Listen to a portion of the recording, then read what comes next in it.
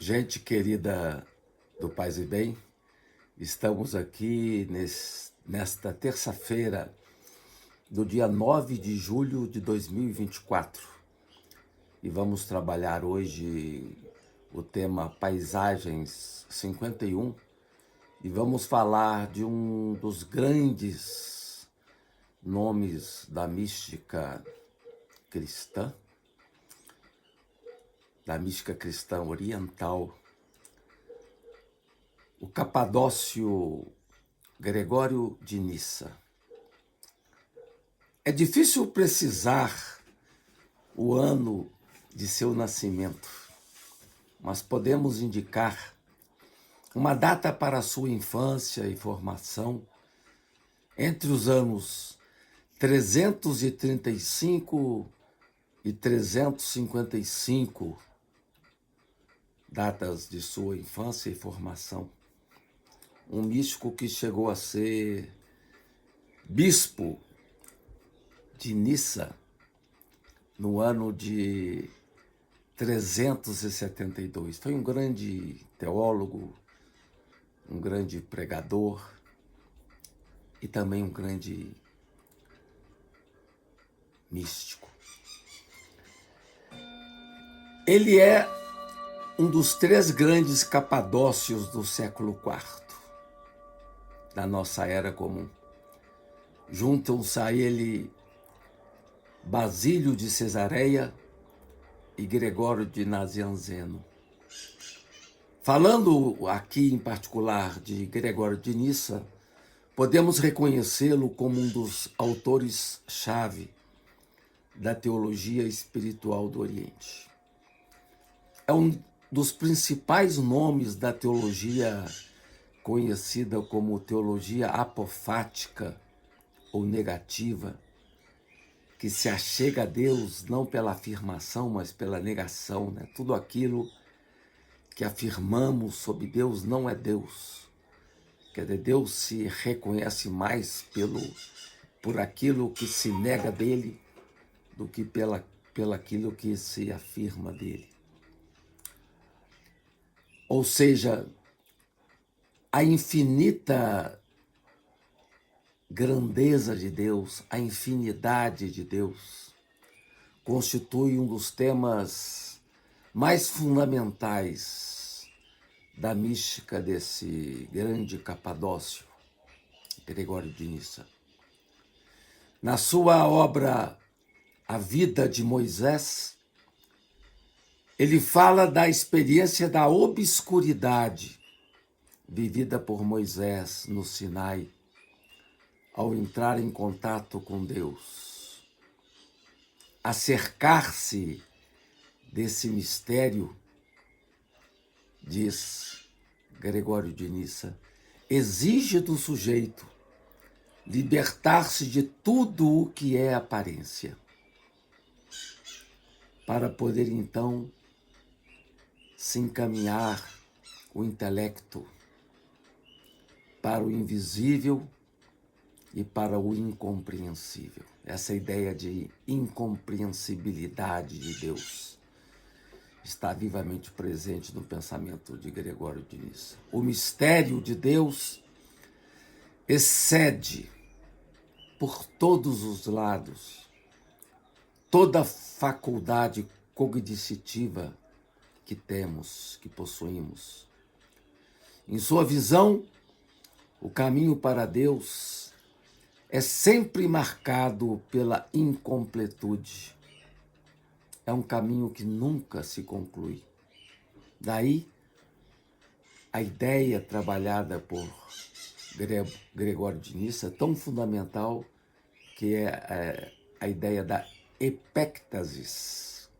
Epéctasis, ou seja, a alma humana é sempre insaciável. Quanto mais avançamos em direção à fonte, mais a sede aumenta. É um caminho nunca concluído. A alma humana é sempre sedenta, está em contínuo movimento de busca incessante do mistério. Quando Gregório de Nissa usa o termo epéctasis, a sua referência é bíblica e está no livro de Filipenses 3:13, que diz assim: Irmãos, eu não julgo que eu mesmo o tenha alcançado, referência aqui a Jesus Cristo. Mas uma coisa faço, diz a carta aos Filipenses, esquecendo-me do que fica para trás e avançando para o que está adiante. Essa é a ideia de epéctasis. Avançando sempre para o que está adiante. Para Gregório de Nissa, toda conquista da alma é um novo progresso no amor e se converte imediatamente num novo ponto de partida para um maior desejo e um maior amor. Muito rica também a sua reflexão de Gregório de Nissa sobre os nomes divinos. Diz ele que o conhecimento da existência de Deus chega a nós através da beleza e através da grandeza das criaturas. Num de seus belos sermões sobre o Cântico dos Cânticos, na homilia 1, Gregório de Nissa fala que o nome de Deus é um perfume difuso. Não temos acesso ao ser de Deus, mas temos acesso ao seu perfume que exala em toda a criação, que se espraia em toda a criação. A gente vai a Deus pelo olfato do seu perfume.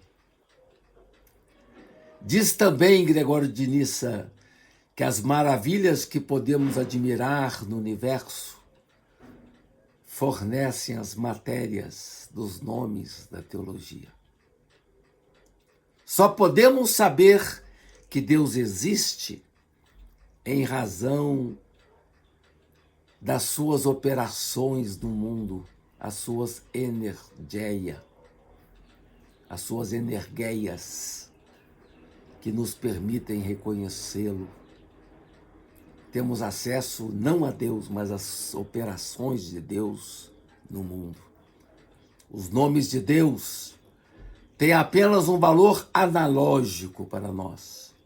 Os nomes são signos, os nomes são sinais que nos possibilitam acercar-nos de seu conhecimento, mas a essência mesma de Deus permanece indevassada para Gregório de Nissa. Não existe sequer um nome capaz de abraçar a natureza divina. Não existe sequer uma religião capaz de abraçar a natureza divina. Todas as nossas representações sobre Deus, sobre o divino, são movediças, são provisórias. Uma coisa é a divindade, outra coisa são os nomes diversos com os quais representamos esta divindade. Outros grandes místicos fizeram também essa distinção fundamental entre o mistério maior e os nomes que nós damos ao mistério. Por exemplo, o mestre Eckhart também distingue a deidade de Deus. Uma coisa é Deus, outra coisa é a deidade. E se Deus, diz ele no sermão alemão número 3, se Deus quiser tocar a deidade, ele tem que se despir de todos os seus nomes e de todas as suas propriedades. Se Deus quiser atingir a deidade, ele não pode entrar ali nem como pai, nem como filho, nem como espírito, mas sim despido de todas as suas propriedades. É muito forte, muito sério, né? A deidade, diz Mestre Eckhart, ela habita no burgozinho da alma, naquele canto mais íntimo da alma, e é livre de todos os nomes e despido de todas as formas. Na deidade, encontramos um Deus florescente, verdejante, totalmente solto e totalmente livre. E os nomes que damos a Deus não acessam essa deidade, mas sim a alma que fez um trabalho profundo de despojamento, que conseguiu fazer a apófase do desejo, essa sim a alma, acerca-se desse burgozinho, dessa centelha divina que habita o nosso mundo mais interior. Temos também na mística universal outro autor que faz essa distinção, que é o místico Sufi, místico muçulmano Ibn Arabi de Múrcia. Ele faz a distinção entre a divindade das convicções dogmáticas, que é uma divindade prisioneira das limitações, e a divindade absoluta, que ninguém pode conter. Ele fala disso no seu grande livro, Fusus al-Hikam, traduzido como Os Engastes da Sabedoria, e fala sobre isso quando descreve o profeta Muhammad. Não podemos, portanto, falar de Deus segundo a sua essência, diz Gregório de Nissa, porque essa essência de Deus nos escapa sempre. Mas podemos sim falar de Deus segundo o seu agir na criação e segundo a sua presença no nosso mundo interior. As palavras são sombras das coisas. As palavras são curtas, são pequenas, são limitadas para expressar a grandiosidade do mistério divino. Aliás, uma imagem muito bonita que os padres da igreja têm para falar sobre o mistério de Deus, diferentemente daquela imagem que nós encontramos no Ocidente de identificar o mistério de Deus num triângulo. Os padres da igreja preferem falar na fonte da água. O que vemos de Deus na superfície, onde a água jorra, brota, é apenas uma pequena centelha do mistério maior que está presente no fundo da terra. A água mesma está escondida no fundo da terra. O que brota na fonte é apenas uma pequena centelha desse mistério maior escondido que nenhum de nós tem acesso. Portanto, encontramos aqui em Gregório de Nissa uma reflexão maravilhosa sobre a mística, sobre o mistério de Deus indevassável e os caminhos que temos para acessá-lo através de seu perfume irradiado em toda a criação. Queridas e queridos do Paz e Bem, aqui então me despeço nessa manhã de terça-feira com o canto das maritacas e nos encontramos novamente na próxima semana para trabalhar outro tema